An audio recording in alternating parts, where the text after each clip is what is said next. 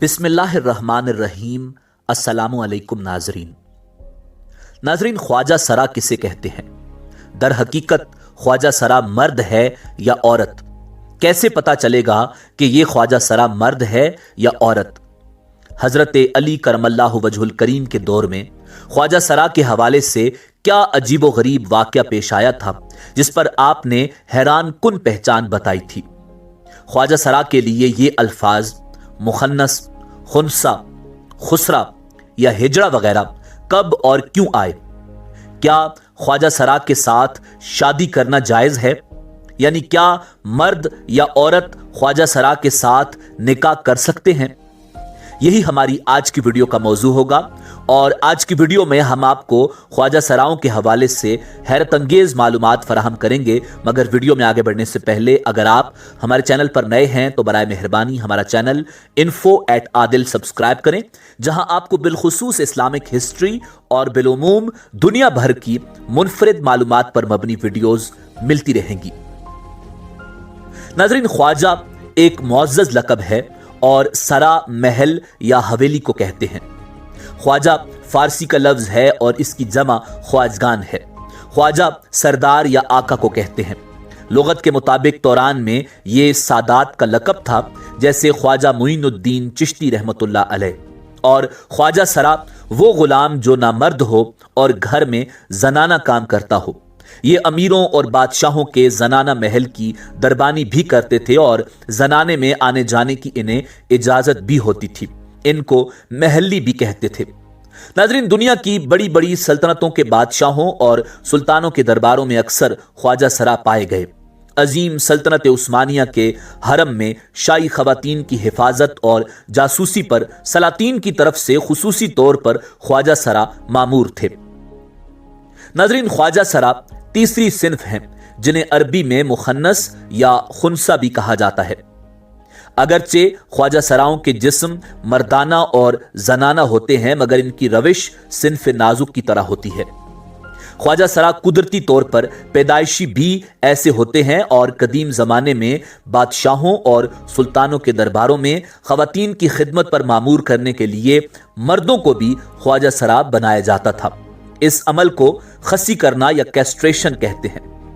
ये एक जराहत या कीमियाई अमल है जिसके तहत एक फर्द को खुशियों से महरूम कर दिया जाता है। इंसानों के अलावा चौपायों को भी खसी या आख्ता कराया जाता है। इंसानों को खसी करने की उमूमी वजह कदीम दौर में शाही हरम में बतौर ख्वाजा सरा खिदमतगार रखना था, क्योंकि ये शाही हरम में मर्दों वाले काम करते थे और गैर महरम मर्दों का दाखिला ममनू होता था। नाज़रीन, ख्वाजा सरा के लिए जनूबी एशिया में लफ्ज हिजड़ा भी बोला जाता है। इससे मुराद तीसरी सिन्फ या जनूबी एशिया में ख्वाजा सराओं का वो हिस्सा है जो अपने आप को सिन्फ जनाना तस्वुर करते हैं और जिस्मानी तौर पर बज़ाहिर मर्दाना और जनाना या मखलूत होते हैं। नाज़रीन, ख्वाजा सरा मर्द है या औरत? इस हवाले से हजरत अली करमल्लाहु वजहुल करीम के हवाले से रिवायात में आता है कि आपके ज़माने में एक शख्स ने एक खुनसा से शादी की और मैर में उस शख्स ने अपनी बीवी यानी खुनसा को एक लोंडी दी। वो खुनसा इस किस्म का था कि उसका फर्ज मर्दों और औरतों दोनों किस्म का था। उस शख्स ने अपनी बीवी खुनसा के साथ जमा किया तो उससे एक लड़का पैदा हुआ, और जब उस खुनसा ने अपनी लोंडी के साथ जमा किया तो उससे भी एक लड़का पैदा हुआ।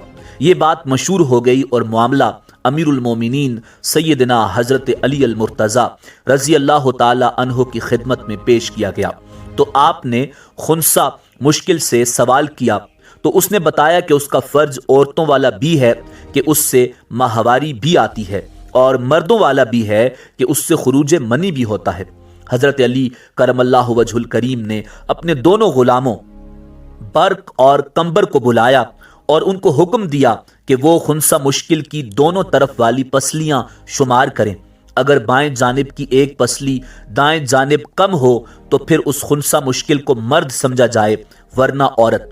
वो इसी तरह साबित हुआ तो हजरत अली करमल्लाहु वजहुल करीम ने उसके मर्द होने का फैसला सादिर फरमाया और उसके खामंद और उसके दरमियान तफरीक कर दी। और इसकी दलील ये है کہ اللہ رب العزت نے حضرت آدم علیہ السلام کو اکیلا پیدا فرمایا، اور جب اللہ رب العزت نے حضرت آدم علیہ السلام پر احسان کا ارادہ فرمایا کہ اس کا جوڑ پیدا فرمائے تاکہ ان میں سے ہر ایک اپنے جوڑے سے سکون حاصل کرے، جب حضرت آدم علیہ نبینا علیہ السلام سو گئے تو اللہ رب العزت نے ان کی بائیں جانب سے اماں حضرت حوا سلام اللہ علیہا کو پیدا فرمایا۔ جب بیدار ہوئے تو ان کی بائیں جانب ایک حسین و جمیل عورت بیٹھی ہوئی تھی، تو اس لیے مرد کی بائیں جانب کی پسلی عورت سے کم ہوتی ہے اور عورت کی دونوں جانب کی پسلیاں برابر ہوتی ہیں۔